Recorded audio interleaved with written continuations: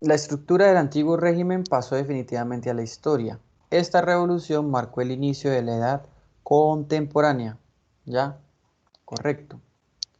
La edad contemporánea. Entonces, en este tipo de ejercicios, que son de completar los párrafos simplemente con los espacios que hacen falta, con las palabras que hacen falta, entonces aquí aplicamos más lo que tiene que ver con la cohesión, ¿ya? Entonces aquí tengo que fijarme más en que esté bien escrito, sencillo. Pues si no hay una, si esa palabra como que no queda bien allí, significa que no estaría bien escrito, entonces es algo más de cohesión. Mientras que en el de organizar los párrafos, que ahí ya hay unos ejercicios en la guía de los que sí tenían que hacer, porque en la prueba de lectura crítica en algunas ocasiones suelen salir preguntas así, ¿no? De organizar párrafos, que eso es más para evaluar la coherencia, ¿no? La cuestión de la coherencia y mirar si somos capaces de conectar de forma lógica las ideas que se relacionan con un mismo tema. Bueno, otro ejercicio que yo les había puesto ahí es el de un texto que me va a empezar a cuestionar e indagar por la macroestructura, ¿ya? Solamente por la macroestructura. ¿Qué habíamos dicho nosotros que era la macroestructura? Nosotros hablamos de la macroestructura cuando vimos qué tema. ¿Quién se acuerda? Nosotros ya en alguna clase hablamos de la macroestructura. Lo hicimos cuando estábamos hablando de los resúmenes, ¿cierto? Cuando estábamos hablando de qué era un resumen, cuando dijimos que eh, un resumen era crear una macroestructura de un texto, ¿no? Cuando hicimos eso, ahí hablamos de la macroestructura, ¿cierto? ¿Y qué dijimos que era la macroestructura? Pues era una estructura que contenía o que estaba creada solamente por las ideas importantes de ese texto, ¿cierto? Por las ideas importantes y no por las proposiciones secundarias u otro tipo de proposiciones, ¿ya? Entonces, la macroestructura, ¿ya? Es fijarme solamente en el sentido global que impregna el texto, en la coherencia global del texto, ¿ya? Aquí yo tengo que ser capaz de individualizar toda la información que se refiere al tema central. Entonces, debo identificar el tema central y poder individualizar, ¿no? Poder identificar solo la información que tiene que ver con el tema y no toda esa información que está para detallar, para comparar ese tema con otros elementos, no. Entonces, eh, hay preguntas que también me pueden indagar por esto, ¿no? Son las preguntas que casi siempre tienen que ver con el tema, con la trama de lo que me están hablando, ¿ya? Asimismo, entonces, nosotros, como ya hemos visto la macroestructura, en ese caso la vimos más en lo que tenía que ver con la construcción, ¿cierto? La construcción de la macroestructura, que en donde básicamente tratamos de convertir fragmentos muy extensos, muy intensos, en ideas como manejables, ¿cierto? La macroestructura, en cuanto a la escritura, cuando lo vimos con el resumen, tiene que ver con tener la capacidad de convertir unos fragmentos extensos, ¿cierto? Que pueden ser muchos, conducirlos a unas ideas manejables, ¿ya? Unas ideas que sean más reducidas en extensión, pero que contengan el sentido global, la coherencia global. En este caso, en donde tenemos que responder preguntas que se relacionan con la macroestructura, pues no es tanto con la escritura, no es tanto con eso de convertirlas en ideas manejables, sino que tiene que ver más con apreciar la coherencia global y en ese sentido es prestar como atención al sentido unitario, ¿no? Y globalizado.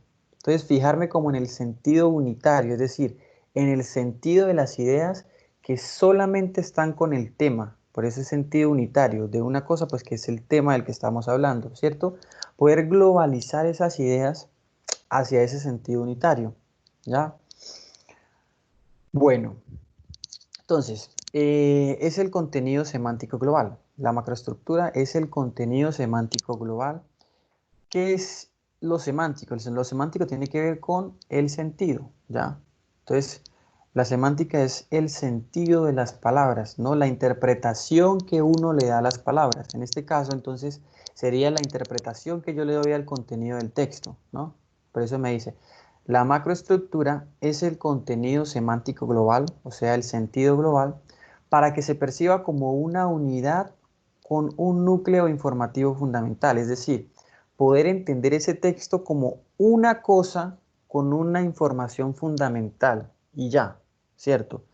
Entonces, cuando yo logro ver ese texto como una unidad que tiene un núcleo informativo fundamental, es decir, que tiene una información fundamental, ¿listo?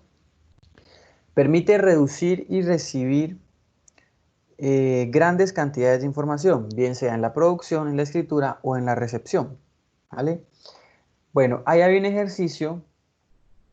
Entonces, bueno, aquí nos, vinimos en la guía, ¿listo? Hay un ejercicio en donde hay un texto y de ese texto me van a hacer preguntas solamente sobre la macroestructura de ese texto. No me van a preguntar por información detallada, por información trivial, sino que me van a cuestionar por lo que se relaciona con el tema central, con la semántica global del texto. Bueno, yo les hago una recomendación allí, ¿cierto? Que la idea es leer eso detenidamente y leerlo una sola vez y ver si somos capaces de responder las preguntas correctamente leyéndolo una vez, ¿no?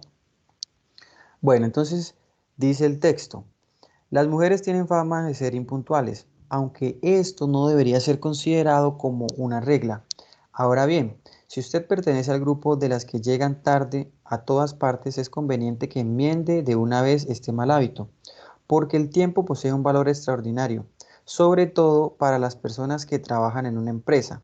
Se sorprendería al saber cuánto gana un alto ejecutivo en solo minutos. Si está citada para una reunión de trabajo a las 8 de la mañana, no llegue a las 8:05. En ese lapso que la esperan se puede haber redactado algún informe o realizado avances de negocios. Además de hacer perder el tiempo a otros, la imagen de irresponsable y poco profesional que proyecta podría hacer pensar que usted no es la persona idónea para el cargo que ocupa. Si tiene que retratarse, llame y avise con anticipación. Entonces, miren, ¿de qué me están hablando allí? De la impuntualidad, ¿cierto? En las mujeres, que sobre todo afecta más en el ámbito empresarial y que básicamente pues que corrijan esa situación, ¿cierto?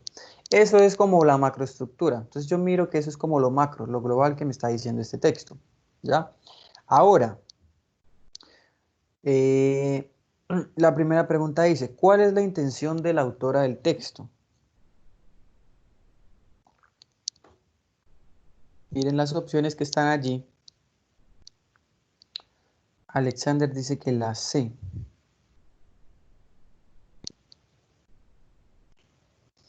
¿Cuál es la intención? Es decir, ¿qué pretende, qué quiere? ¿Quién construyó ese texto? Entonces, recomendar a las mujeres impuntuales que se corrijan. Correcto, la C. Miren que tiene que ver es con el tema general, ¿cierto? Tiene que ver con el tema central, con la macroestructura. Siguiente pregunta. ¿Cuál es la tesis del texto? Entonces, si ya sé cuál es la intención, debo buscar una idea que me muestre esa intención como una propuesta, que sería la tesis, ¿cierto? La propuesta o la idea que quiero demostrar como verdadera o cierta, ¿ya? Entonces sería la intención planteada como una propuesta, ¿listo? Esa sería la tesis. Dice, el tiempo es un valor muy reconocido en el ámbito profesional por lo que una trabaja. Miren que la C no me habla. A ver, dijimos que la intención era recomendarle a las mujeres impuntuales que se corrijan, ¿cierto? O sea que mi intención, mi finalidad, habla sobre la impuntualidad de las mujeres, mientras que la sed me habla del valor del tiempo. No puede ser la sed porque la sed me habla de otro tema, no es lo macro, no es lo central. Ya dijimos que lo central es la impuntualidad de las mujeres, ¿cierto? Que corrijan su impuntualidad. La C me habla del valor del tiempo. en el ámbito profesional, o sea que es como que otro tema, ¿ya? Es algo que se relaciona con el texto, pero es de otro tema, no es de la macroestructura del texto. La A dice, la impuntualidad femenina es famosa. Bueno, ahí no hay una tesis, ¿no? Una tesis es algo que yo quiero demostrar y ahí simplemente estoy haciendo una afirmación, ¿ya? Entonces la A no podría ser porque la tesis se plantea siempre como algo que yo quiero demostrar, como algo que quiero comprobar que es. Y la A simplemente es una afirmación, ¿no? La respuesta allí es la D, ¿no? ¿Qué es lo que yo quiero demostrar? Entonces, las mujeres que son impuntuales deben dejar de serlo. Esa es la tesis, ¿no? Por eso les dije, la tesis es la misma intención, pero planteada como una propuesta que quiero lograr, como algo que quiero que sea una realidad, ¿ya? Entonces, si ya había dicho que mi intención era recomendarle a las mujeres que corrijan este hábito, entonces la tesis, ¿cómo quedaría planteada? Las mujeres que son impuntuales deben dejar de serlo. ¿Listo? Siempre la tesis queda planteada así, ¿no? Como lo que yo quiero que cambie, lo que yo quiero que pase, lo que yo voy a demostrar. De esa forma es que se plantea la tesis. Ahora, la tercera pregunta. Una alternativa que resuma la propuesta de la autora. Entonces aquí sí que hay macroestructura.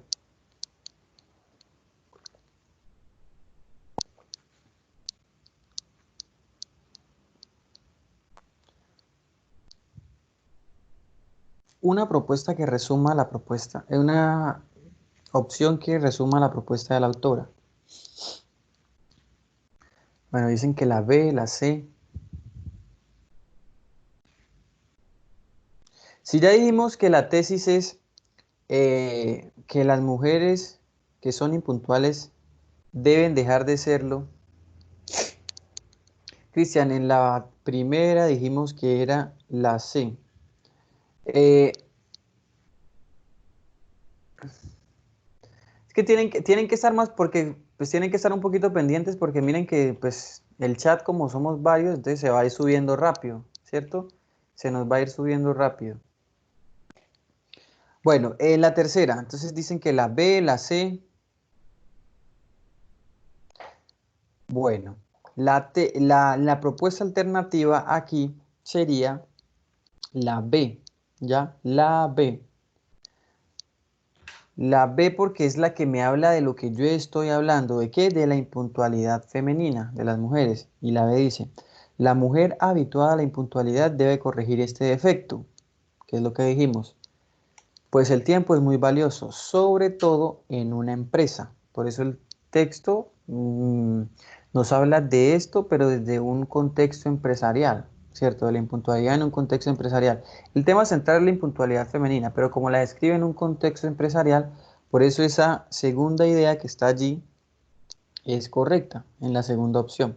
Entonces allí la respuesta sería la B.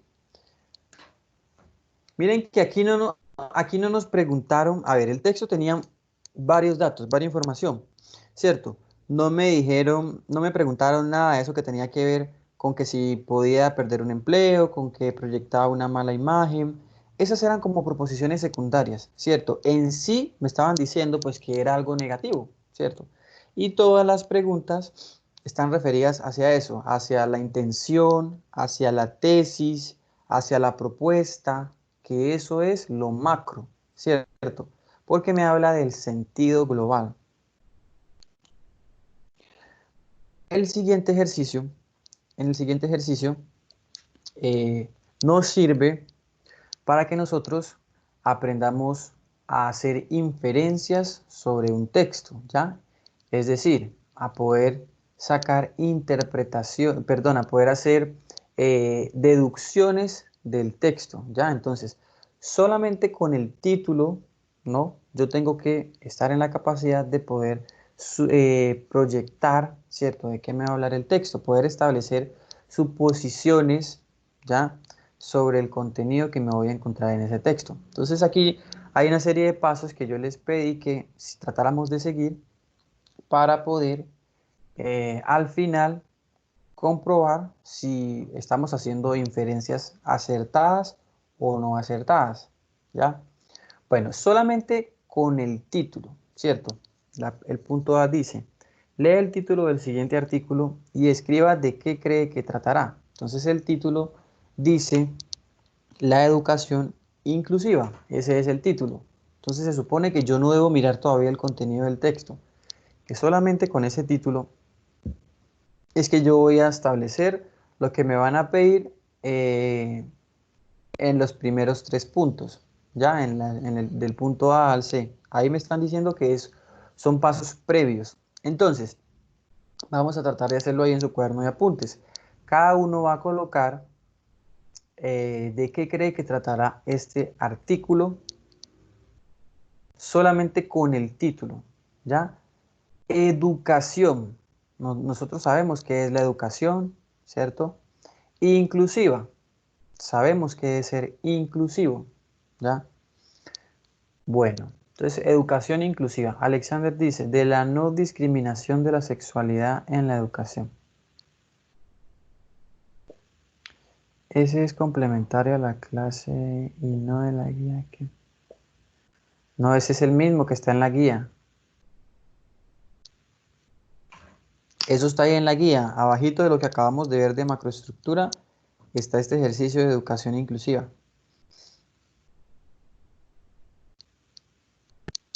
No se puede excluir a nadie de la educación. Bueno, ¿de qué cree que tratará? Entonces, si a mí me dicen educación inclusiva, pues, bueno, no, igual al final es que lo tenemos que hacer, ¿no? Al final, todavía no podemos socializar esto. Bueno, entonces necesito que cada uno trate de poner, de establecer como unas ideas sobre de qué cree que tratará este texto, ¿vale?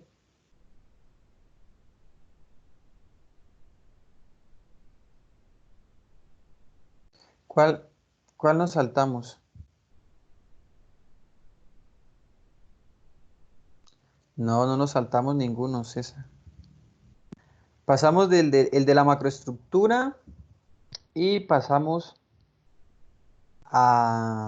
sí, dice seguir los pasos para trabajar el texto, que dice no buscar de internet, hacerlo conforme a los conocimientos de cada uno. Sigue ese ejercicio. Listo. Entonces, primero, bueno, cada uno trate de establecer una idea conscientemente, individualmente, solamente basándonos en el título. ¿Ya? Entonces, yo les he dicho que uno siempre tiene que desglosar palabras, antes educación, luego inclusiva y luego ahora sí miro los dos términos juntos, ¿qué será que me quieren decir? ¿Ya? La educación es un derecho para todos.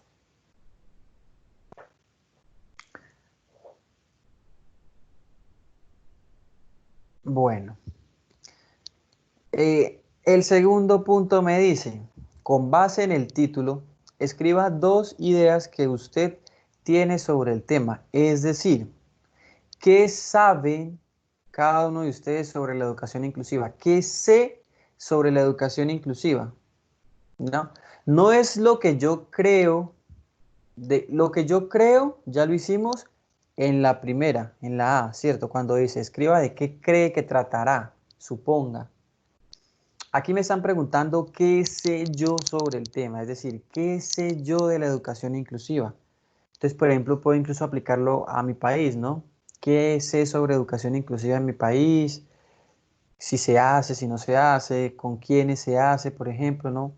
Si el gobierno toma en cuenta eso, si no lo toma, es decir, si los colegios lo cumplen, no lo, o sea, lo que yo sé, lo que sé, las ideas, no importa si las ideas sean ciertas o no, ¿ya? Pero lo que yo sé, entonces pueda que tenga una idea como cierta, pero que no lo sea, ¿ya? Pero lo importante es que yo ponga lo que sé sobre el tema.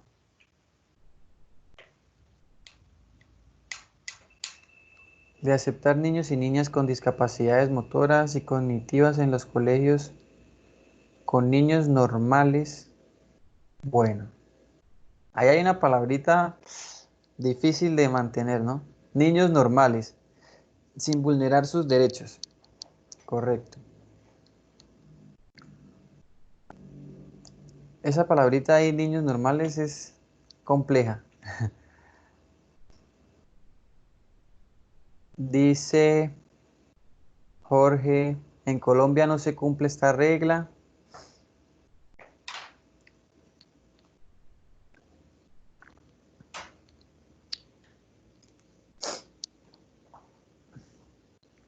Eh, la educación en mi país es muy costosa. Incluir personas con discapacidad. O sea, bueno, ahí ya Luis nos hizo la aclaración. Es que, a ver, ese es un tema complejo, ¿cierto? Incluso para algunos mencionar como niños con capacidades excepcionales, como que también resulta un poco discriminatorio, ¿cierto? Porque sigo haciendo alusión a que son diferentes, distintos. Entonces, pues en realidad todos tenemos capacidades distintas, ¿cierto? Entonces, pues el término más correcto, pienso yo, que es hablar con capacidades diversas, no capacidades excepcionales, sino capacidades diversas. Porque pues todos somos distintos, todos somos diversos. Entonces, si yo digo capacidades diversas, estoy hablando de todos, porque todos tenemos diversas capacidades. Claro, por ejemplo, una persona que no puede ver, puede leer de otra forma, ¿cierto? O puede entender de otra forma.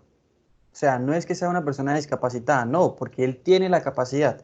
Lo que pasa es que tiene una condición distinta. Entonces, el término, porque, claro, se usa ese que dice Luis, cierto, se puede decir capacidades excepcionales, sí, pero incluso ese a veces resulta problemático, porque pues siempre se trata de utilizar como términos que sean políticamente correctos y cada palabra trae consigo una serie de complejos, de estigmas, entonces es muy complejo utilizar las palabras acertadas, sí es un poco difícil.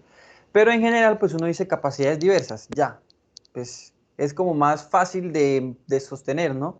Todos somos diversos y ya con eso hago referencia tanto a ellos como a nosotros, ¿cierto? Porque tenemos todos capacidades distintas, diversas.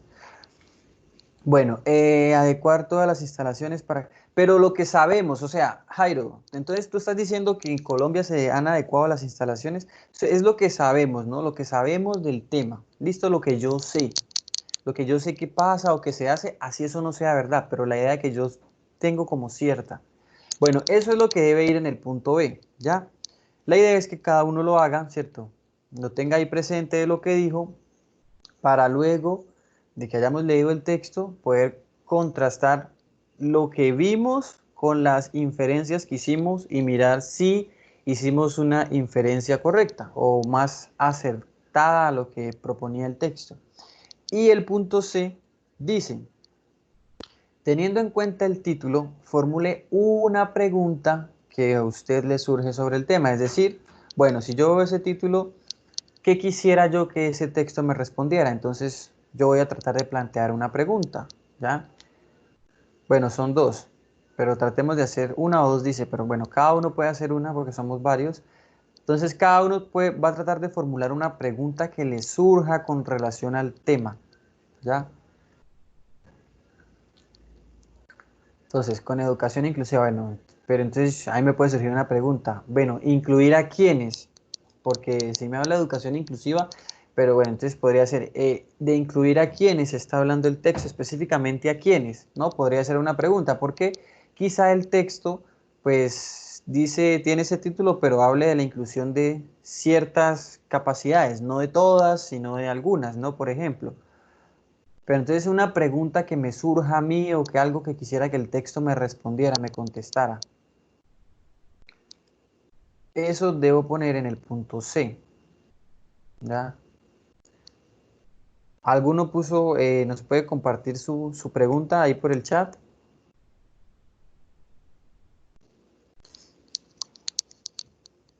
Bueno, ¿por qué el gobierno no apoya a las personas de bajos recursos? Dice Jorge Armando.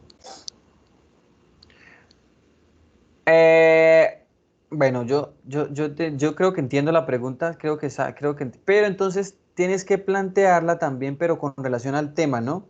Porque está hablando de educación, entonces, ¿por qué el gobierno no apoya a las personas de bajos recursos para su educación o algo así? No, sería más bien como relacionarla con el tema directamente, porque si la dejamos así es como de todo en general, ¿no? Como que no apoya en salud, alimentación, vivienda, y el texto solamente habla de educación inclusiva, o sea que debo hacerle una pregunta que él me pueda responder con base al título.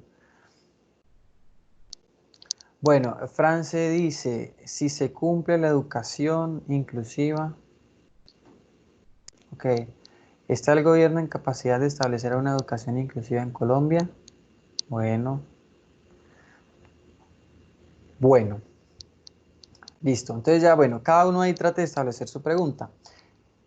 ¿Por qué es necesaria la educación inclusiva en nuestra sociedad?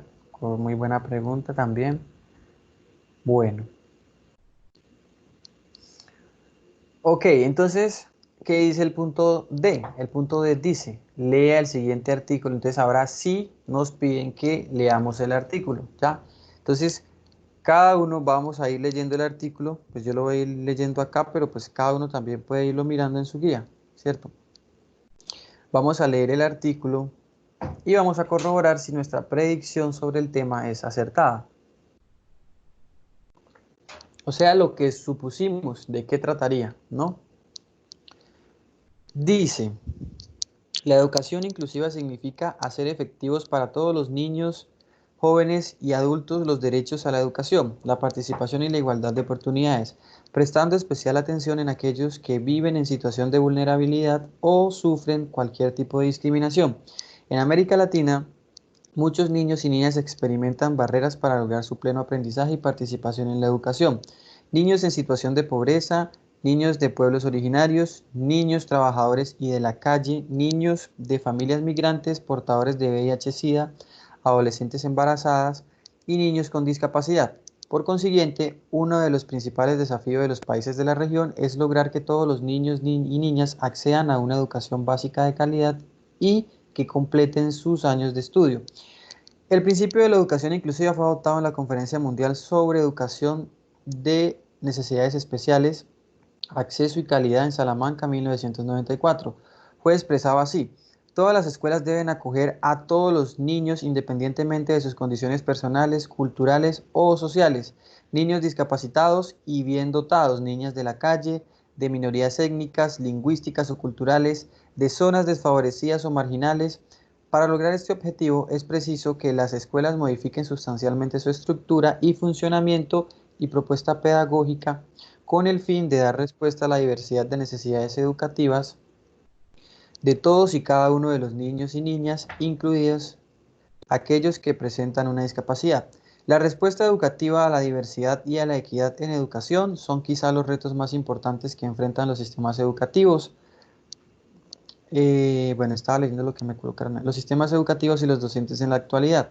El logro de estos objetivos requiere cambios profundos en las concepciones, actitudes y prácticas educativas para conseguir que todos los alumnos y alumnas, sin ningún tipo de discriminación, tengan las mismas oportunidades de aprendizaje, desarrollen plenamente sus capacidades y participen en igualdad de condiciones en las situaciones educativas.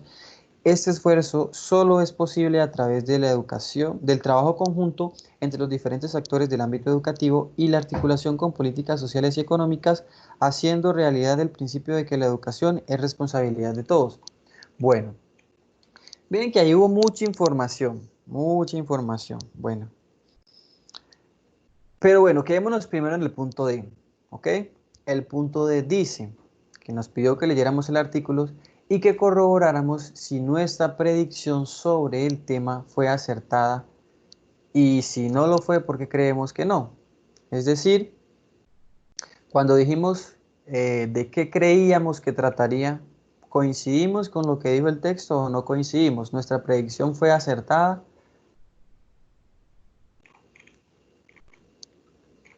Bueno, sí, creo que sí, cierto, porque hablamos, la mayoría mencionó cosas relacionadas con eso, cierto. Además que pues el título no es tan complejo, entonces la mayoría sí mencionó cosas que tenían que ver con incluir a algún tipo de personas, entonces sí, pues coincidió la predicción con lo que leímos, ¿ya? Siguiente pregunta, dice: después de la lectura, verificar si las ideas que teníamos sobre el tema se relacionaban con las que el texto planteó, es decir, lo que pusimos en el punto B. Las ideas que dijimos que lo que sabíamos, lo que teníamos sobre él, el texto dijo pues que esto sí pasaba, sí funcionaba. Bueno, a ver, el texto plantea una cosa muy importante y es que me habla de educación inclusiva y me habla de que esta propuesta, me habla desde cuándo surgió esta propuesta. Incluso en el surgimiento de la propuesta se mencionan una serie de condiciones, entre comillas, digamos, de a quienes se querían incluir, ¿ya? Pero al comienzo me habla específicamente de quienes me hablan, ¿ya? Entonces hay que tener también esa diferenciación clara. Por ejemplo, él dice que fue expresado para que todas las escuelas acogieran, independientemente de razones personales, culturales, sociales, discapacitados, niños dotados. Miren que este tema de niños dotados es importante, ¿no? Incluso ellos pueden ser discriminados, según ese texto. Cuando nos dice niños dotados, está haciendo referencia a aquellas personas pues que tienen un coeficiente intelectual demasiado alto y que por tener ese coeficiente demasiado alto como que la educación no va a responder a sus necesidades y por lo tanto podrían considerarse o quedarse excluidos de ese proceso de educación, ¿ya? Miren que entonces cuando surgió la propuesta hasta ellos fueron pues tomados en cuenta, tenidos en cuenta. Mientras que acá en la propuesta me habla de niños en situación de pobreza, pueblos originarios, trabajadores de la calle, portadores de VIH, con discapacidad y embarazadas, adolescentes embarazadas. Además de esto, me está hablando de la educación inclusiva en el contexto latinoamericano, ¿ya? No me está hablando en el contexto ni mundial ni global, sino solamente en el contexto latinoamericano. Bueno, el siguiente punto, la F, dice, verifique si el artículo resolvió las preguntas que ustedes plantearon. Es decir, bueno, las preguntas que hicimos, bueno, esas están de últimas. ¿El texto respondió a esas preguntas? Bueno, José, por ejemplo, había preguntado, ¿por qué el gobierno en Colombia no implementa la educación gratuita para estratos 1, 2 y 3? El texto respondió esa pregunta. A ver, primero, mm, sería qué tipo de educación, ¿no? Porque si es en educación formal y si es pues la educación inicial, la básica primaria y la básica secundaria, si son ese nivel, pues sí sería, pues digamos que el gobierno sí garantiza eso de forma gratuita, incluso para todos los estratos, ¿no? Sí hay educación gratuita para todos los estratos. Si estamos hablando de educación formal y de niveles, pues inicial, básica primaria y básica secundaria, ¿cierto? Sí hay colegios públicos, sí hay una oferta gratuita para todos. Incluso si una persona de estrato 6 quiere estudiar en un colegio público, lo puede hacer, ¿cierto? Bueno, la otra pregunta dice, ¿por qué se da la discriminación educativa? Bueno, creo que sí la respondió. Según el texto, ¿por qué se da la educación? Esa respuesta sí está, pero ¿quién la logra captar dentro de todo lo que dice? La pregunta que hizo Lina Manuela sí la respondió el texto, cuando dice, ¿por qué se da la discriminación educativa? El texto sí lo dice, es decir, ¿en qué circunstancias o qué es lo que hace que se presente esta discriminación? ¿Alguien logra captar esa pregunta por ahí?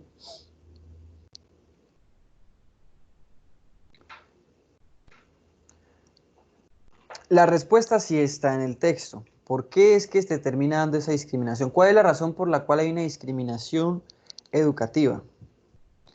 Sobre todo en el último párrafo. Allí está la respuesta, en el último párrafo. Está esa respuesta.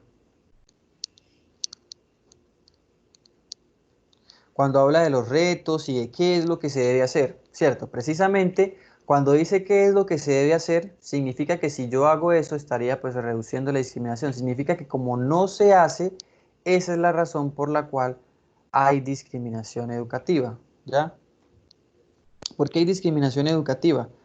Pues porque en nuestras concepciones, en nuestras actitudes y en nuestras prácticas educativas, todavía seguimos permitiendo, incentivando que esa discriminación continúe, ya se mantenga.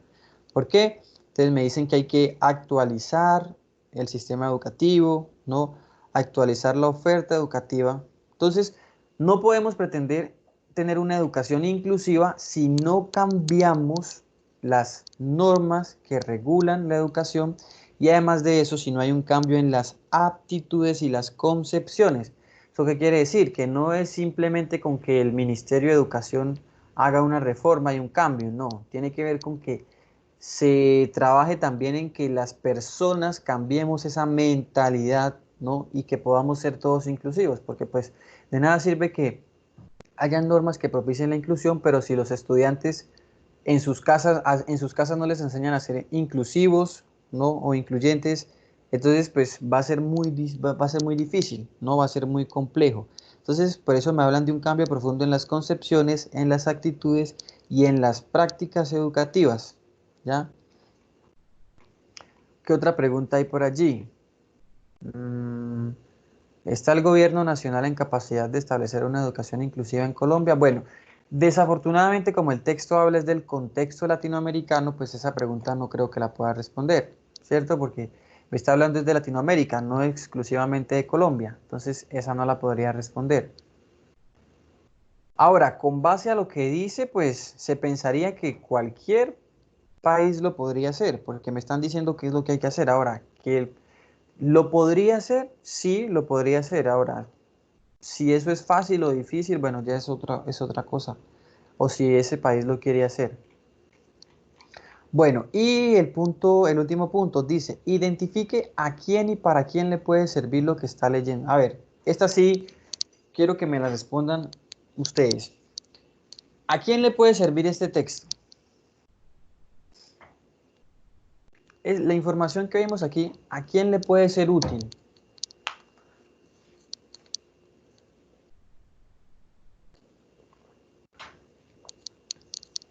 Dice a los padres de familia, dice Alexander. A mí porque tengo una nena con discapacidad.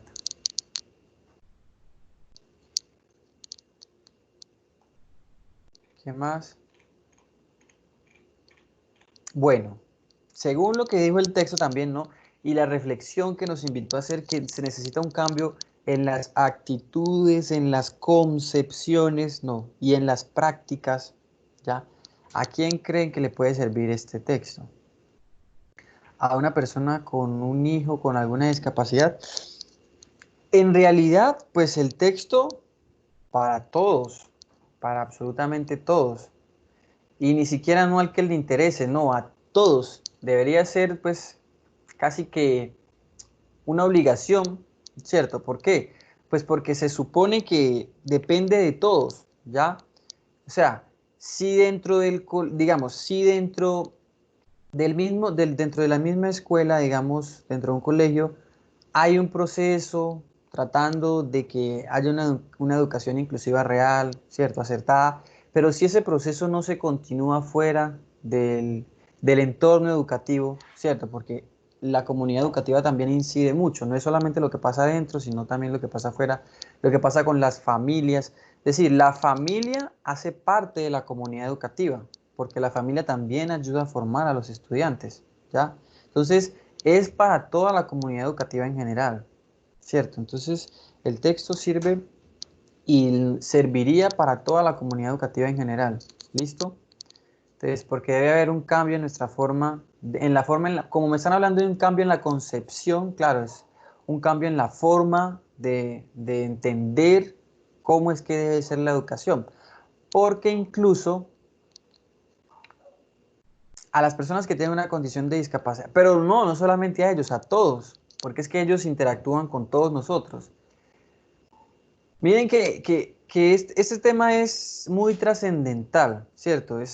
¿Por qué? A ver, si yo lo miro en la educación formal, bueno, por supuesto, entonces la comunidad educativa, los que están en el colegio, los profesores, los padres de familia, los compañeros, las familias, pero la educación también es no formal, o sea, la educación, tú puedes aprender algo de otra persona en contextos distintos. Entonces, la educación es algo que está constantemente, continuamente. Ya, si tú ves un documental o algo, te puedes empezar a educar, a formar sobre algo, y eso también tiene que ser incluyente, ¿ya? Entonces, eh, en general, el texto, pues, para todos, ¿no? Para todos, porque tanto para los que sufren de alguna capacidad distinta que les puede generar como una barrera para acceder a la educación, como para los que tenemos que garantizar y apoyar para que esa educación sea inclusiva.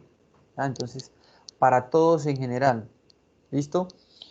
Que es un tema bastante complejo, ¿no? Que es un tema bastante complejo porque mm, a veces pensamos que ser incluyentes, pues a veces incluso fallamos siendo incluyentes porque a veces como que le recordamos a la persona que tiene esa diferencia, ¿cierto? Y lo que hay que hacer es que la persona como que no sienta que tiene esa diferencia. Es decir, que si, por ejemplo, un colegio dice que tiene atención a la diversidad y que recibe personas con condiciones distintas, pero lo que hace es ponerle un trabajo distinto a esa persona, no el mismo trabajo, sino un trabajo distinto, pues allí le está haciendo saber que él es diferente y en realidad pues creo que el trabajo no está correcto. La idea es que haya una inclusión real. No es incluir, no es simplemente permitir que entren, no, además de eso se tienen que integrar, ¿cierto? Porque si se incluyen pero se siguen discriminando, pues no hay educación inclusiva. Listo. Y el siguiente ejercicio tiene que ver con algo que ya hemos mencionado también en varias ocasiones, que es la identificación de voces presentes en un texto.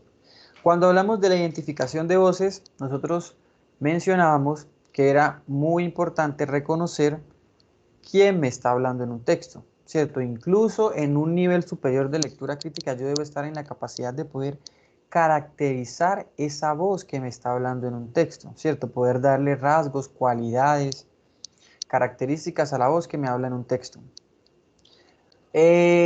Fundamental entonces entender lo que, sobre todo en los textos en los que hay argumentos citados, en los que hay como esos textos que son de como de contenido filosófico, en donde hay como reflexiones sobre el tema, es muy importante identificar lo que dice el autor como parte de su pensamiento, pero lo que puede citar de otros, ¿ya? Las voces presentes, por ejemplo, cuando hay un narrador protagonista, ¿no? Cuando hay un narrador testigo, como por ejemplo cuando hablamos del texto de la mitología, que habría un narrador protagonista, pero puede ser un narrador testigo. ¿Cómo yo me doy cuenta si es un narrador protagonista o es un narrador testigo? ¿Qué me dicen? Hay una clave esencial para saber si es un narrador protagonista o es un narrador testigo. ¿Cómo yo me doy cuenta si el narrador es el protagonista o si el narrador, el que me está contando, fue un testigo? Correcto, ¿cierto? Entonces, si es primera persona, es un narrador protagonista o un narrador omnisciente. Y si es un narrador testigo, entonces es en tercera persona, ¿cierto? Un texto que es en tercera persona. Pues porque la segunda persona está casi que desaparecida, desactualizada. Ya eso no se usa.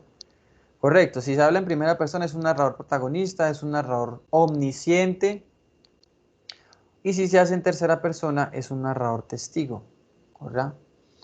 Cuando me hablan de narrador omnisciente me están hablando sobre todo como de las novelas o en aquellas historias que son imaginarias, en donde el autor, como es el que se está imaginando lo que está contando, pues él conoce y sabe lo que cada personaje piensa y siente, ¿cierto? Es un narrador omnisciente. ¿Por qué? Porque él conoce a todos los personajes, ¿cierto? Como él es el que está creando el texto, ¿cierto? La historia, entonces él conoce lo que piensa y siente cada uno de sus personajes, que es distinto a un narrador protagonista, porque quizá estoy narrando una historia real en donde yo cuento los sucesos, pero no sé lo que piensa y siente cada personaje ni qué los motivó y los llevó a hacer lo que hicieron, ¿ya? Bueno, en el texto, en la guía, perdón, entonces hay un texto y con ese texto me dicen que debo tratar de identificar qué es lo que dice o cuáles son las palabras del presidente del comité de la banca del Senado, cuáles son las palabras del candidato demócrata Barack Obama y cuáles son las palabras del presidente Bush. ¿Ya? Eso es lo que me están pidiendo. Entonces vamos a mirar el texto, vamos a mirar lo que está allí en la guía y vamos a tratar de identificar esas voces que están ahí presentes. ¿Ok? Bueno, el texto dice, el presidente de Estados Unidos se reunió ayer con los candidatos Obama y McCain para tratar sobre la crisis de Estados Unidos. Entonces, en el 2008, la crisis del 2008, la crisis económica. Los líderes demócratas y republicanos del Congreso anunciaron ayer que se han puesto de acuerdo sobre los principios básicos del plan de rescate que solicita el gobierno para hacer frente a la crisis financiera. Tengo confianza en que podamos actuar con rapidez, manifestó en una rueda de prensa el presidente del Comité de la Banca del Senado, Christopher Dodd. Señaló que después de 3 horas de intensas negociaciones entre los líderes demócratas y republicanos, ambas partes enviarán un borrador de acuerdo al Departamento del Tesoro y sus correligionarios. Los legisladores llevaron este principio de acuerdo a la reunión prevista para ayer. El mandatario de los Estados Unidos, George Bush, a la búsqueda. Me perdí. Bueno, los legisladores llevaron ese principio de acuerdo a la reunión prevista para ayer. Bueno, ahí falta es como una coma. A la reunión prevista para ayer con el mandatario de los Estados Unidos, George Bush, a la que también asistieron los candidatos presidenciales John McCain y Barack Obama. Ambos rivales no dieron declaraciones al término de la reunión. Horas después, del mencionado acuerdo fue anunciado por el candidato demócrata, quien aseguró ayer que los líderes del Congreso han hecho progresos para aprobar el plan de rescate planteado por la administración Bush, negociaciones que, según el senador de Illinois, están próximas a un acuerdo. Ahora es tiempo de ir juntos, republicanos y demócratas, en un espíritu de cooperación para el beneficio del pueblo americano, afirmó. Una de las advertencias más fuertes sobre el estado de la economía de Estados Unidos llegó a través de una locución televisada por George Bush, quien al defender el plan de rescate financiero presentado por el Congreso aseguró que toda la economía está en peligro. El presidente estadounidense inició el discurso calificando la situación como una severa crisis financiera. Bueno, aquí hay unas voces presentes, ¿cierto? Hay una situación, están describiendo una crisis financiera y hay unos personajes que están interactuando, diciendo unas cosas, mmm, planteando, proponiendo un plan de rescate para salir de esa crisis. Bueno, hay unos sucesos, ¿cierto? Hay unos hechos. Me están preguntando que identifique de lo que está allí qué fue dicho por el presidente del Comité de la Banca del Senado. Entonces, de todo lo que está allí, ¿qué dijo solamente el presidente del Comité de la Banca del Senado? Solamente lo dicho por él. Entonces, tratemos de identificar su voz, ¿no? Lo que él dice, su opinión.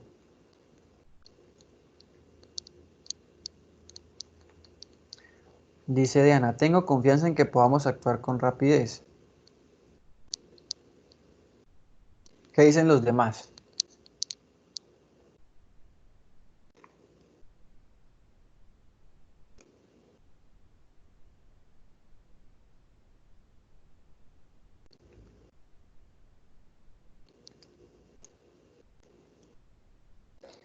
Bueno, Diana dice, tengo confianza en que podamos actuar con rapidez. Bueno, eso incluso, eso está entre comillas, significa que son las palabras textuales, ¿ya? Significa que son las palabras que él utilizó, es la frase textual que utilizó. Dice, manifestó en una rueda de prensa el presidente del comité de la banca del Senado, o sea que eso lo dijo él, correcto, Diana. Tengo confianza en que podamos actuar con rapidez, entonces fueron sus palabras textuales allí en ese caso, correcto.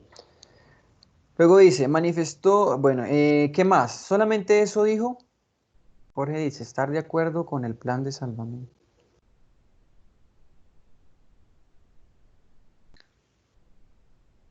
Él manifestó estar de acuerdo con el plan de salvamento.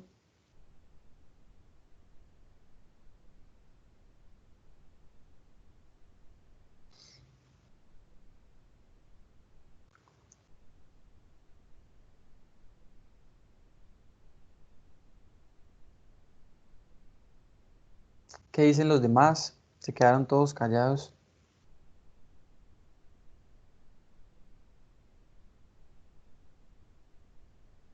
Bueno, lo que dijo Diana fue una de las cosas que mencionó, pero hay otro elemento que él menciona.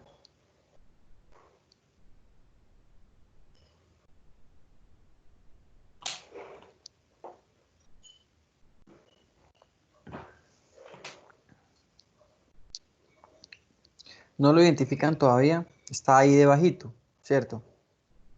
Dice, las partes enviarán un borrador del acuerdo. Entonces él también dijo, ¿cierto? Que se iba a enviar un borrador al Departamento del Tesoro y a sus correligionarios, ¿ok? Exactamente.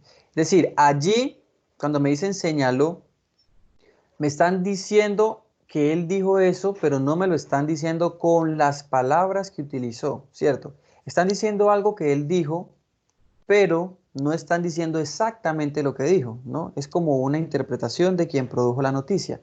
Entonces, quien dijo la noticia está haciendo está describiendo qué dijo él, pero no usando las palabras que él dijo, ¿ya? Así como sí lo hizo cuando utilizó las comillas, ¿no? Cuando dijo, tengo confianza en que podamos actuar con rapidez. Eso es una frase textual, palabras textuales, y lo otro ya es retomar lo que él dijo, la idea, ¿cierto? La idea, pero no sus palabras. Correcto. Entonces también es su voz, ¿cierto? Pero no con sus palabras, ¿ya? Sino que es lo que dice, la forma como el texto trata de tomar la idea, ¿no? Cuando dice señaló que. Entonces es la forma como el texto recoge las palabras que usó, ¿cierto? El presidente del comité de la banca del Senado, pero no son sus palabras, distinto a las que tenían las comillas. Ok, ¿hay algo más que represente la voz de este primer personaje?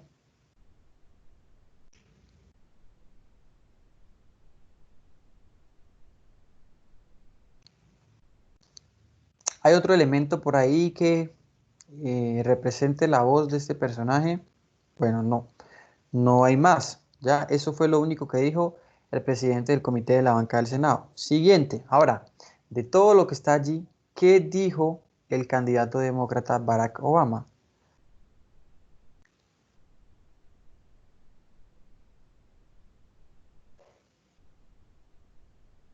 Dice, aseguró que ayer los líderes del Congreso, bueno, esa parte la dice Obama.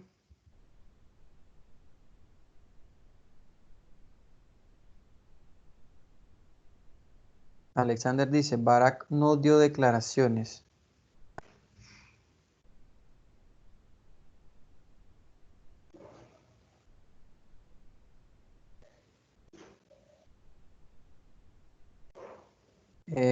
Pues eso entendí. Bueno, unos dicen que no dio declaraciones, no dijo nada, Barack Obama no dijo nada. Sí, él dice algo. Sí dijo algo. Bueno, pero ¿qué dijo? Bueno, en la parte que dice, horas antes, el mencionado acuerdo fue anunciado por el candidato demócrata. Pues ya sabemos que el candidato demócrata es Obama, ¿cierto? Sí, Diana por ahí ya nos había dicho algo. Quien aseguró ayer que los líderes del Congreso eh, que los líderes del Congreso han hecho progresos para aprobar el plan de rescate. Es decir, Obama, ¿cierto? Dijo, ¿no? Que se han hecho progresos para un plan de rescate, ¿cierto? Entonces, allí me están citando lo que él dijo, pero no me están diciendo exactamente lo que él dijo, ¿ya? Entonces, en esta primera parte, cuando dicen, quien aseguró que los líderes del Congreso han hecho progresos, entonces allí el texto está citando la idea, pero no está utilizando exactamente sus palabras. Eso las dice después. Eh, estamos próximos a un acuerdo. Eso sí lo dijo él con sus palabras, ¿cierto? Está entre comillas, ¿no? Entonces, cuando él están próximos a un acuerdo, entonces esas comillas representan lo que él textualmente dijo, ¿ya? Sus palabras textuales. Correcto. ¿Qué más? ¿Hay algo más de allí que haya dicho Obama? Ahora es tiempo de ir juntos, republicanos y demócratas. en un espíritu de cooperación para el beneficio del pueblo americano. Eso también lo dice Obama, ¿ya? Esa frase también es dicha por Obama. ¿Hay algo más que haya dicho Obama ahí?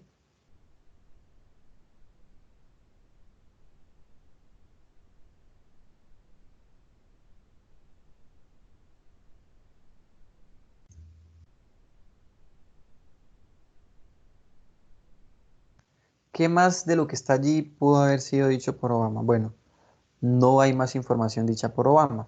Tercer punto, el presidente Bush. De lo que está allí, ¿qué fue dicho por el presidente Bush?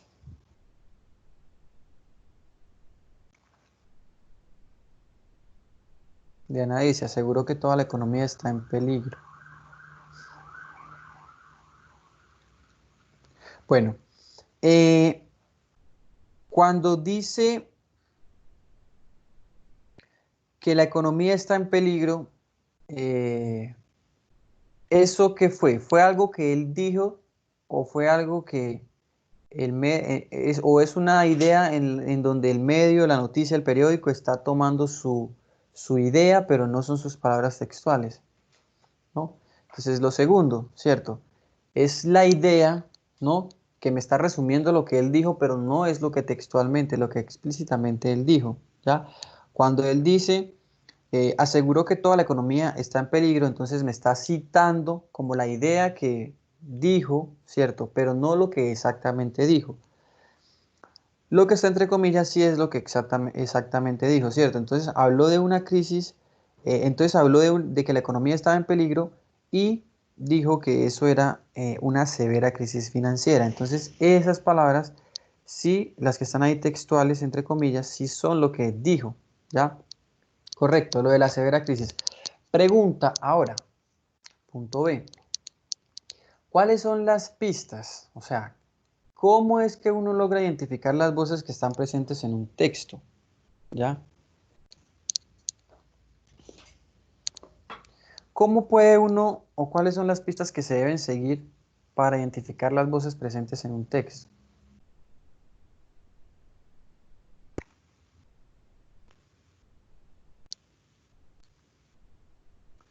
Diana dice que las comillas, bueno, leer muy detallado. Bueno, las comillas claramente son fundamentales porque las comillas pues me indican a mí lo que, bueno, sirven, tienen varios usos, ¿cierto?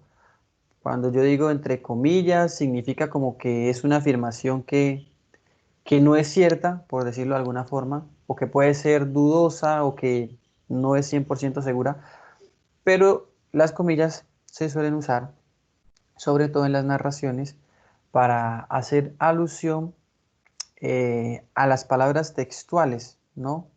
A las palabras textuales. Es como cuando yo hago una cita textual, ¿no? Basada al pie de la letra, utilizando exactamente las palabras que, que dijo o que, sí, que mencionó la persona a la que estoy haciendo referencia, ¿no? Esas comillas sirven para eso, ¿no? Para para indicarme qué es lo que textualmente dijo, o sea, que son exactamente las mismas palabras, ¿cierto? Cuando se usan las comillas. Además de eso, bueno, tengo que identificar los personajes, ¿cierto? Y cómo en algunas ocasiones se puede hacer alusión a un personaje con distintos nombres, utilizando como un sinónimo, ¿cierto? Me pueden decir Barack Obama o me pueden decir el candidato demócrata, ¿cierto? O me pueden decir McCain o me pueden decir el candidato republicano. Entonces, por eso también es importante tener presente que me pueden hacer alusión a alguien con distintos nombres y tener claro eso, ¿cierto? ¿Cuáles son los nombres que me van a utilizar para hacer referencia a alguien? O la cuestión de los pronombres, ¿cierto? Si es un hombre y una mujer, por ejemplo, solamente los únicos que están en un texto es una interacción, pues cuando me hacen referencia a él, significa que es todo lo relacionado al hombre, ¿cierto? Y otra cosa importante que mencionó Diana, que es cuando el texto dice manifestó, señaló, ¿ya? esas palabritas también son claves porque allí me están indicando pues qué es lo que dijo, ¿cierto? ¿Qué es lo que alguien dijo? Cuando se dice manifestó, señaló, voy a hacer referencia, voy a hacer referencia o hago referencia a que voy a decir, ¿no? Algo que otra persona dijo, ¿no? Manifestó, señaló. Dicen, sirven cuando hablo en tercera persona o también cuando se dice en primera. ¿Pero qué cosa, Lina? No entendí la pregunta de pronto. ¿Qué sirve? Bueno, de pronto lo de los pronombres, ¿será eso? ¿Sirven cuando hablo en tercera persona o también? Ya, las comillas. No, siempre. Siempre. Cierto. Bueno, recuerda que la tercera persona es simplemente cuando estoy hablando, la tercera persona es como cuando es un testigo, ¿cierto? No es alguien a quien le esté pasando. Por ejemplo, en este caso, puede ser un testigo, ¿cierto? Que escuchó, ¿no? O vio o algo, ¿cierto? A través de sus sentidos, percibió la idea exacta y luego va a decir esa idea exacta con las palabras que utilizó y puede estar en tercera persona. Pero entonces en las comillas la manifestación en comillas, ¿cierto? Como son las palabras exactas de la persona, ¿cierto? Entonces, claro, lo que va entre comillas siempre estaría en primera persona, solo lo que va dentro de las comillas. ¿Por qué? Porque son las palabras exactas de la persona, significa que fue lo que la persona dijo, por lo tanto, pues es una cita textual, ¿ya? Em, o por ejemplo, si yo estoy, a ver, cuando él dice, hay una severa crisis, ¿cierto? Cuando él dice, hay una severa crisis, pues ahí eso está expresado en tercera persona, ¿cierto? Distinto a si dice, tenemos una severa crisis. Entonces mira que puede estar en las dos personas, ¿no? Entonces hay una severa crisis, ahí hay una cita, pero que está en tercera persona, pero dice, tenemos, atravesamos, vivimos una severa crisis. Depende de cómo lo diga, pero puede ser tanto en tercera como en primera persona. Bueno, y pasamos a los ejercicios de comprensión lectora, ya que están ahí al final de la guía. Estos sí ustedes tenían que haberlos adelantado. Ahí tenemos 13 preguntas, exactamente. Hay 13 preguntas. Bueno, para la primera de ellas hay un texto que habla de los nuevos templos. Bueno, yo les hice unas recomendaciones que trataran de hacerlo con el tiempo, ¿no? Normalmente, cuando las clases son presenciales, al comienzo, pues yo les doy todo el tiempo o la mayor parte del tiempo que se pueda para hacer los ejercicios, pero conforme van pasando las clases, tratamos de establecer como un tiempo límite para hacer las preguntas. ¿Por qué? Pues porque también tenemos que aprender a trabajar y a resolver las preguntas teniendo en cuenta el tiempo, ¿no? Que es así como funciona el ITFES también, hay un tiempo límite. Entonces, para este ejercicio yo les hice la sugerencia de que máximo, ¿no? Teníamos que demorarnos 45 minutos, teniendo en cuenta el tiempo que se ha establecido en promedio para cada pregunta. Entonces, para esas 13 preguntas ustedes tenían máximo 45 minutos. Entonces, espero que al momento de hacerlas, pues lo hayan hecho así, ¿no? Entonces, a ver, bueno, es importante que las preguntas me queden buenas porque me están indicando que estoy haciendo bien las cosas. Pero si me quedan buenas y me demoré 2 horas porque releí, pues tampoco está tan bien porque no estoy haciendo el trabajo pues correctamente. Yo tengo que aprender cada vez más a leer una sola vez, ¿cierto? Y poder resolver esas preguntas. Entonces el tiempo está más o menos establecido para que hayamos hecho esa lectura una sola vez. Primera pregunta. El texto hace referencia a Rubens para mostrar ¿qué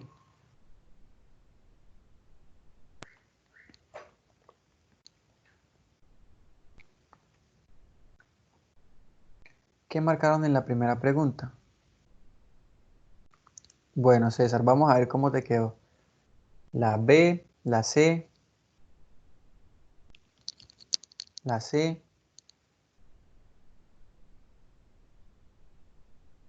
Bueno, D y C. A ver, Es decir, ¿cuándo es que el texto se refiere a Rubens? ¿Para qué él se refiere a Rubens? ¿Cierto? Dice, cuando el gran artista flamenco Rubens dibujó a su hijo, estaba orgulloso de sus agradables facciones y deseaba que también nosotros admiráramos al pequeño. Bueno, entonces me está hablando de cuando alguien pintó a su hijo, ¿cierto? Para que, y el texto describe, para que admiráramos al pequeño. Pero esta inclinación a los temas bonitos y atractivos, entonces me está diciendo que la de Rubens era algo como bonito y atractivo, puede convertirse nociva si nos conduce a rechazar obras que representan asuntos menos agradables. En el caso del gran pintor alemán Durero, seguramente dibujó a su madre con tanta devoción y cariño como Rubens a su hijo. A pesar de que la dibujó con la misma devoción, pues no la describen como tan bella, ¿cierto? Entonces, ¿para qué citaron ahí a Rubens? Para mostrar que algunos artistas plasman en sus obras lo que nos gusta ver en la realidad. Ya la C. Entonces ahí la respuesta es la C. Están citándolo, ¿no? Para hacer referencia como algo bello, ¿cierto? Algo que quien escribió ese texto lo describe como algo bello, ¿cierto? Para hacer referencia a lo bello representado en el arte, a las cosas bellas. Mientras que a Durero lo utilizan para citar como a lo desagradable, a lo contrario, ¿ya? Entonces aquí la respuesta es la C.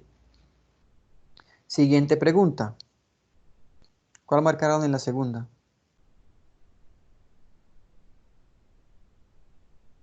La B,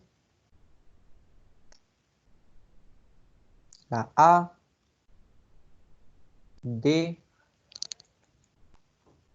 Bueno, la pregunta dice, ¿cuál de los siguientes enunciados expresa un juicio de valor presente en el texto? Un juicio de valor. Casi que una pregunta de mucha lectura crítica, ¿cierto? A ver, cuando hablamos de los juicios de valor, ¿cierto? Pues dijimos que básicamente un juicio de valor es dar una apreciación, ¿cierto? Es dar una opinión en la cual yo juzgue, valore algo, ¿cierto? Es dar una apreciación o tomar calificar algo, básicamente, ¿cierto?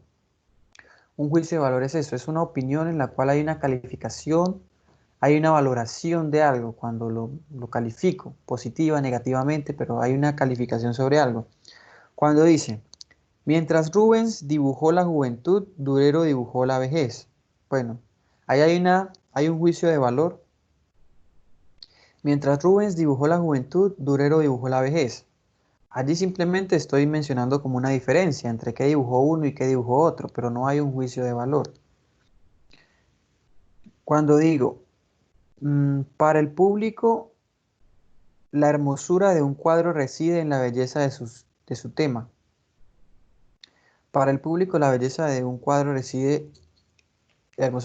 reside en la belleza de su tema. Allí simplemente hay una afirmación, pero no hay una calificación. ¿Dónde hay una calificación, una valoración de algo? En la B, ¿ya? Los golfillos del pintor Murillo tienen gran encanto. O sea, estoy diciendo que son encantadores. Allí estoy calificándolo porque podría decir tienen gran desagrado, ¿ya? Pero estoy diciendo tienen gran encanto. Significa que lo están calificando como algo que agrada, que encanta, ¿cierto? Entonces allí hay un juicio de valoración en la B. Cuando les he dicho, ¿cierto? Un juicio de valoración es decir, es bueno, es malo, me gustó, no me gustó, es positivo, es negativo.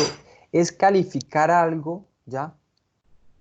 Es dar una opinión en la cual yo valore algo. Y aquí me están diciendo que tienen gran encanto. Entonces hay una opinión en la cual se está calificando de forma positiva a los golfillos del pintor Murillo. ¿Listo? La B. Tercera.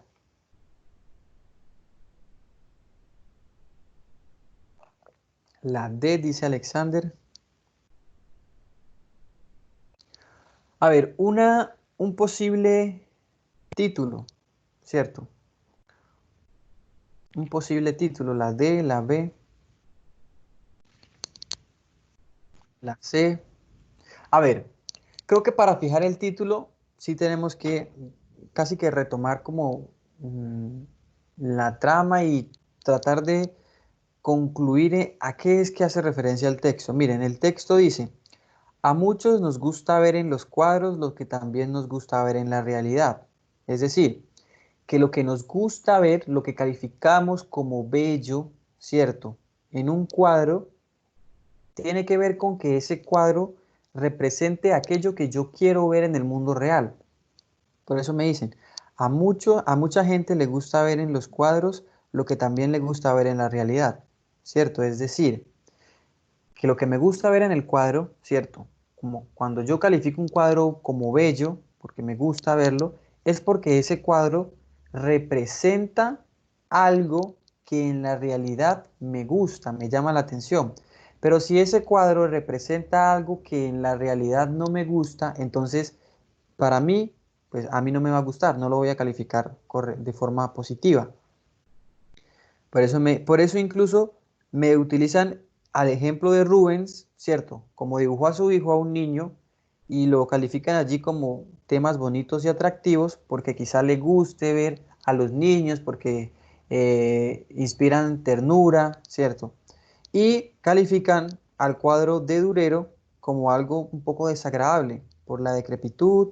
Entonces, como la vejez quizá en la realidad no represente esa ternura y esa pureza. Entonces, por eso aquí lo describen como que a la mayoría, ¿cierto? Entonces no le parece algo agradable. Es decir, si yo pongo un cuadro de un niño y de una persona decrépita, el cuadro bello para la mayoría quizás sea el del niño porque representa lo que en la realidad nos gusta ver. ¿Ya? Eso es como lo que está diciendo el texto. Finalmente, entonces, ¿cuál podría ser el título de ese texto? La respuesta es la C, ¿ya? La representación de la belleza en el arte. O sea, ¿qué es lo que representa lo bello en el arte? Pues, ¿cuál es la representación de la belleza en el arte? Pues cuando se representa lo que nos gusta ver en la realidad. La C, ahí es la C.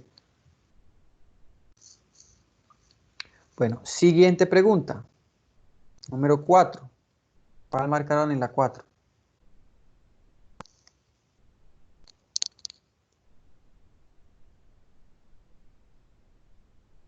La A,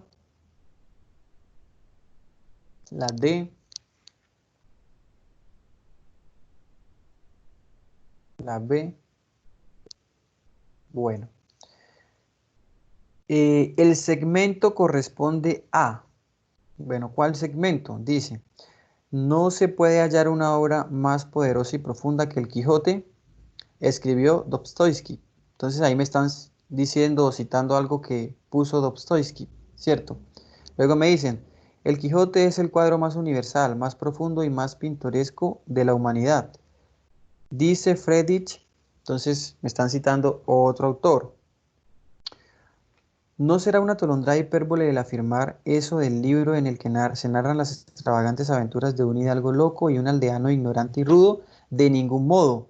Y aunque pasaron ya los tiempos en que se juraba in verbo magistri, justo es reconocer que el novelista ruso y el filósofo alemán, o sea, los dos que citaron, intuyeron la grandeza de la obra cervantina, ¿cierto?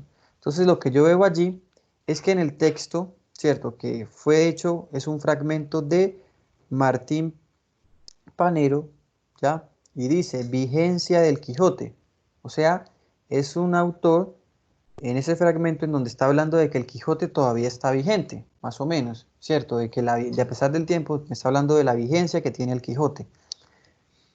Y yo veo que en el fragmento me está citando a algunos autores que todavía consideran pues que está vigente y tienen opiniones positivas sobre este texto, sobre el Quijote.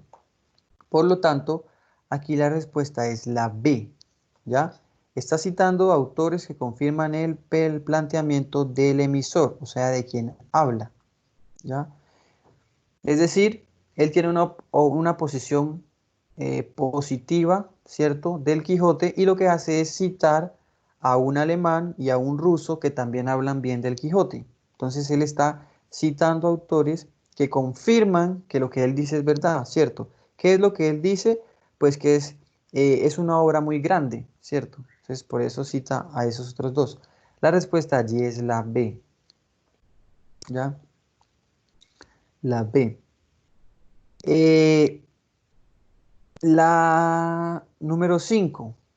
¿Cuál marcaron en la número 5? La B.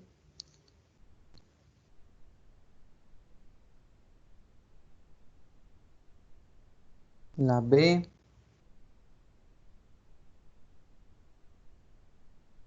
La A, la B. Bueno, dice, Guillermina entró sorpresivamente. Me miró con sus grandes ojos azules, los cuales me causaron un profundo estremecimiento. Esa misma situación, pero expresada con una metáfora, ¿cierto? Una metáfora, ya dijimos que es hablar en sentido figurado, ¿cierto? Entonces, una expresión en la que, a ver, ¿qué me dice la expresión? Me dice, Guillermina entró sorpresivamente y me miró con sus grandes ojos azules, es decir, que hace como una referencia a que los ojos grandes y azules como que lo estremecieron. Entonces hace una referencia precisamente a los ojos de Guillermina, ¿cierto? Entonces tengo que encontrar una opción en donde me hagan una metáfora hacia esos ojos de Guillermina grandes, azules, ¿cierto? Eso es una metáfora casi que de ojos grandes y azules. Eso es lo que básicamente me preguntan aquí. Cuando digo, entonces Guillermina entró con dos relámpagos azules que me atravesaron el alma. Allí, más que una metáfora, hay una hipérbole, ¿ya? Hay una exageración. La metáfora está en la A. Los ojos de Guillermina como dos luceros, entonces estoy utilizando la figura de los luceros para sus ojos, ¿cierto? Iluminan, estremecen, ¿cierto? Entonces la metáfora está en la A. Los ojos de Guillermina como dos luceros llegaron hasta el fondo de mi alma. Causaron miedo, dice Marta. Bueno. En- Bueno. La respuesta allí es la A entonces, ¿vale? Como dos luceros. Recuerden que la metáfora es cuando yo busco una figura que me sirva para representar o para definir a algo, ¿cierto? Entonces, me quedo como... Bueno, yo no les entiendo. Ustedes escriben ahí cosas aisladas, pero no sé de qué, a qué sea o a qué hagan alusión.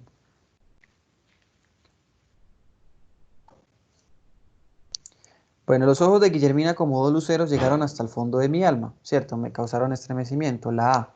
Siguiente.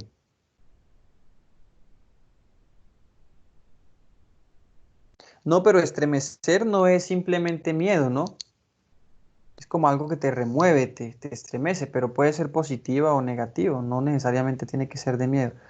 Bueno, la número, dice Jairo que se equivocaron de chat. La número 6, la que habla de la brújula. Bueno, la D, la D.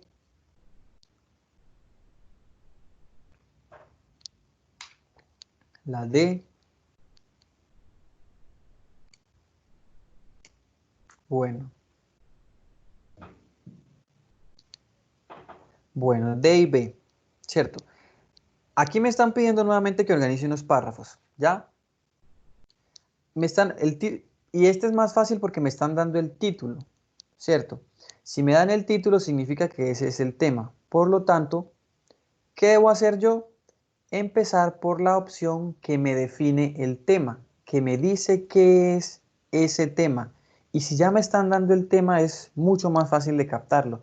Distinto a si no estuviera ese título, porque tendría que intuir cuál es el tema, de qué me están hablando, ¿ya? Este caso es la brújula. Entonces, ¿cuál sería la primera opción allí?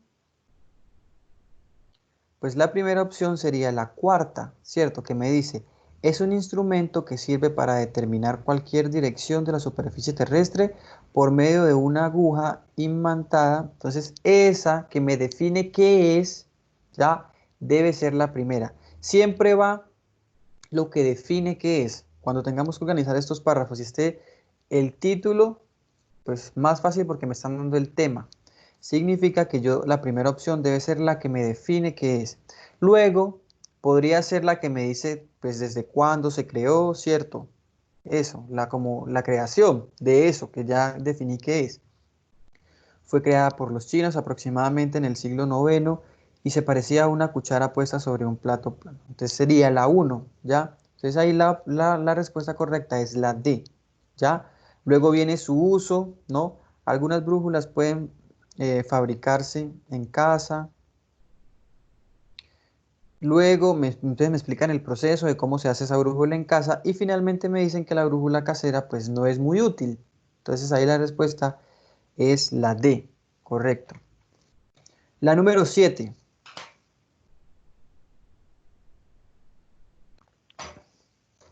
La D.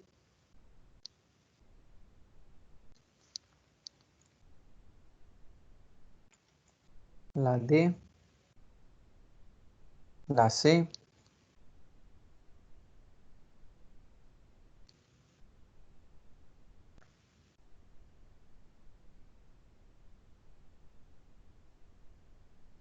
Bueno, al igual que en la anterior, entonces aquí tengo que buscar primero una que me defina qué es, ¿cierto? Primero tengo que buscar una que me defina qué es.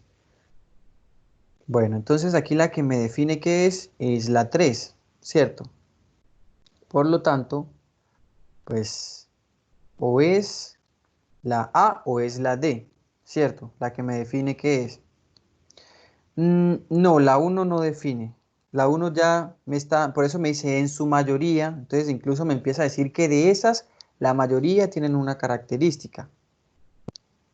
Entonces la que me define, y son las bacterias, ¿cierto? Entonces me dice, seres vivos unicelulares capaces de crecer y multiplicarse. Esa sería la primera.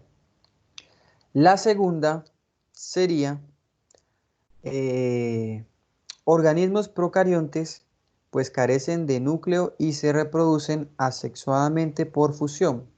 Sigue definiendo qué es, ¿ya?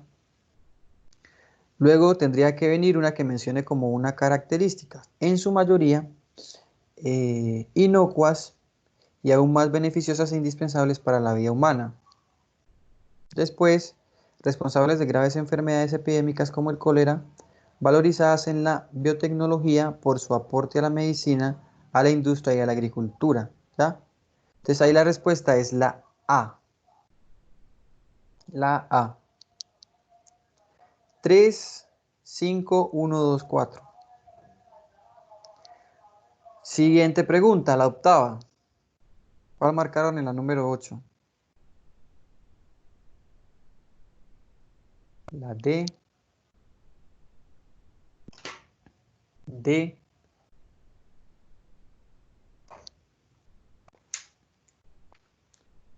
Bueno. El tipo de discurso utilizado en el fragmento anterior, ¿cierto? El tipo de discurso. Creo que ahí nos podemos confundir con lo del tipo de texto, ¿cierto? Eh, si bien puede haber un discurso expositivo, sí, correcto, ¿cierto? Sí lo puede haber. En la séptima dijimos que era la Diana. En este caso me están preguntando por el tipo de discurso en un texto muy particular, muy peculiar, ¿cierto? Que es un texto en donde hay como una interacción entre unas ideas, ¿cierto? Hay como una argumentación. Me dicen, ante una situación anormal, la reacción anormal constituye una conducta normal. Aún nosotros, los psiquiatras, esperamos que los recursos de un hombre ante una situación anormal, como la de estar internado en un asilo, sean anormales en proporción a su grado de normalidad.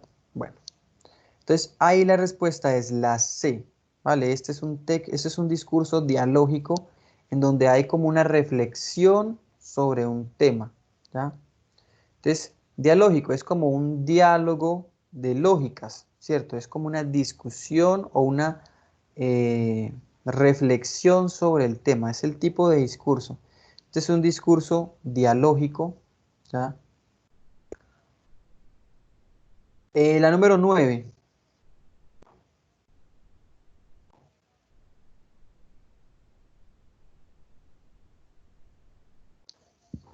¿Cuál marcaron en la número 9? La D.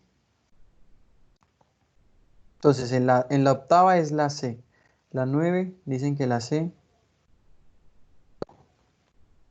La B.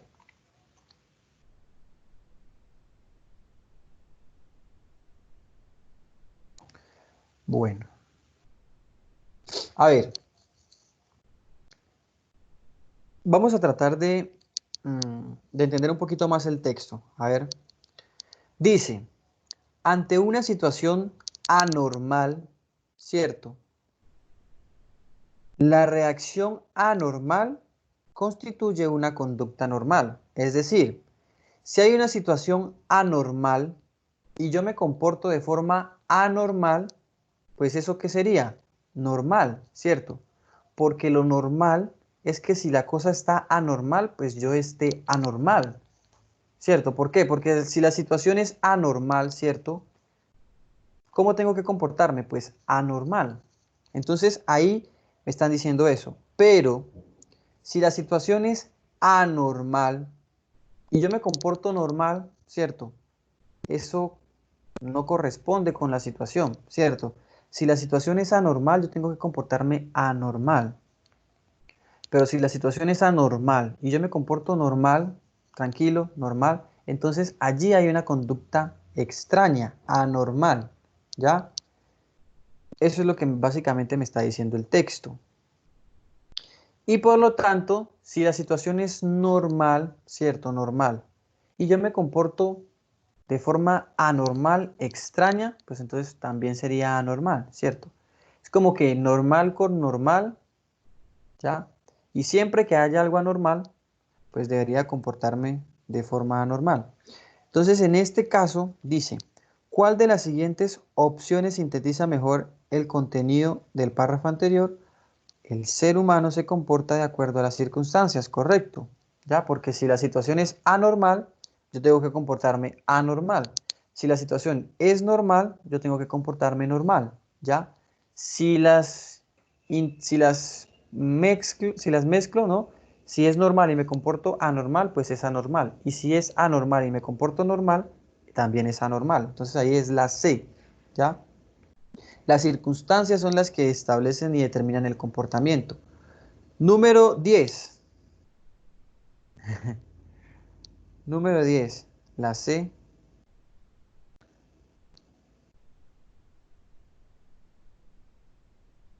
La A.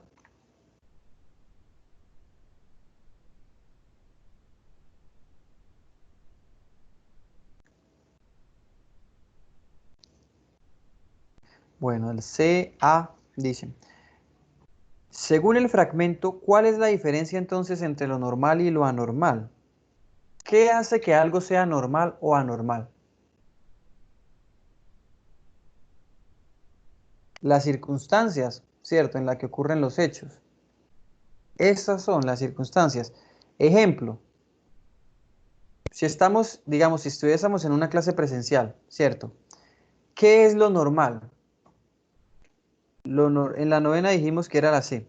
Si estamos en si estuviéramos en la clase presencial, ¿qué es lo normal? Pues lo normal es que si yo les doy una directriz o una orden, ¿cierto? ¿Qué es lo normal? Que ustedes lo hagan, ¿cierto? Si estamos en una clase. Si alguien decide no hacerla, eso constituye una conducta anormal dentro de la clase, ¿cierto?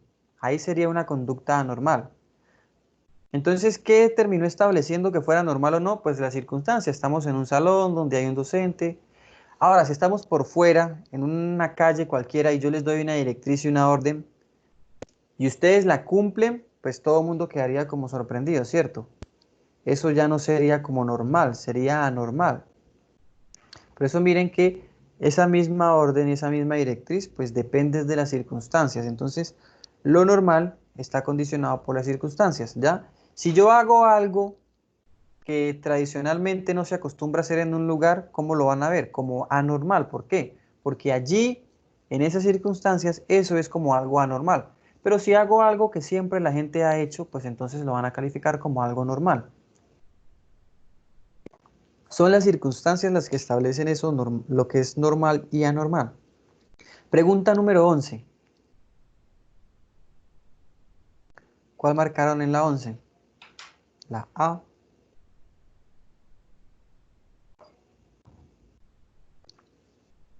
Dice, ¿Cuál es la motivación que mueve el actuar de Hamlet? Dice, Hamlet se trata de una tragedia de venganza protagonizada por personajes de alto rango. El personaje Hamlet encarna a un príncipe del Renacimiento, un buen cortesano, soldado, un joven culto de sentimientos nobles, cuya vida se ve totalmente perturbada tras la aparición del fantasma que le exige la venganza. El príncipe hijo difunto del rey de Dinamarca cae. Entonces, bueno, ahí me están diciendo que la motivación de Hamlet es vengar a su padre asesinado. Correcto. Ahí es la A, ¿vale? La A. Siguiente pregunta, la número 12.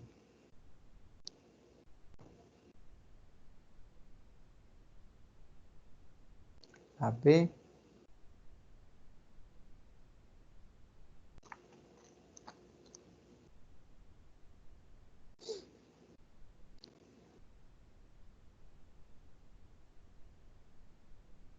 Dice, desde las formas discursivas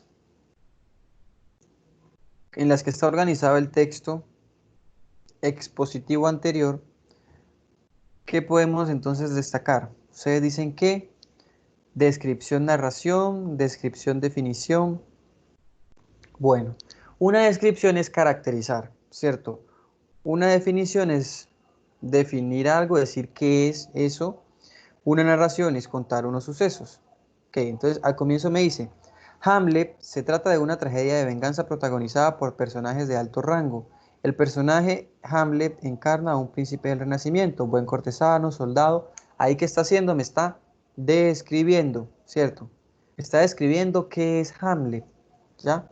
Me dice que es una tragedia de venganza, que es él es un príncipe, que es un buen cortesano de sentimientos nobles, me lo describe. Y luego me empieza a narrar en qué consiste, ¿ya? Su madre se ha casado con Claudio, el nuevo rey, y Hamlet deambula por el palacio lleno de sospechas. Una noche ve el espectro de su padre, quien ha sido asesinado por Claudio. Entonces ahí hay una descripción y narración. La B.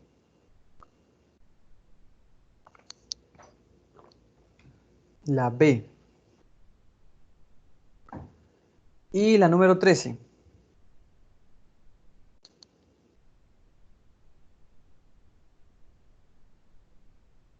La A, la C.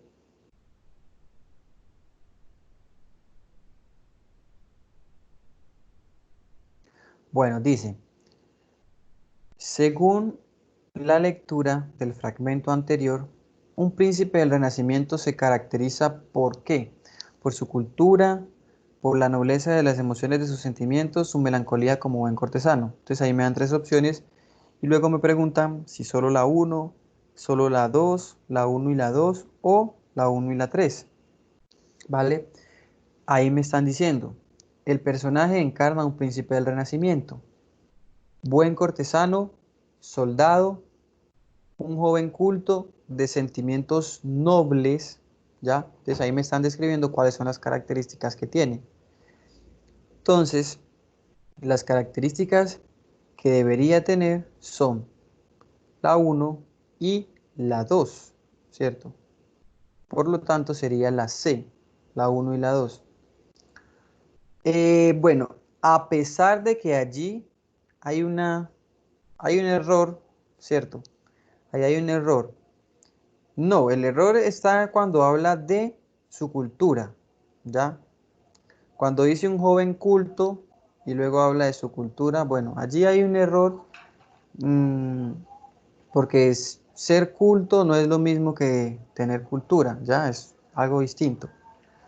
Bueno, pero en este caso, pues supuestamente lo están dando como lo mismo, un joven culto. Entonces allí la respuesta es la uno y la 2. Listo, sería la C. La melancolía como cortesano no. Me dicen que es buen cortesano, pero no me hablan de melancolía. ¿Listo? Entonces ahí es la 1 y la 2 de la C. Vale. Entonces nos vemos ahorita a las 11:45 con la siguiente clase que sería la número 8. ¿Vale? Entonces pueden darse un receso, comen algo y si no han desarrollado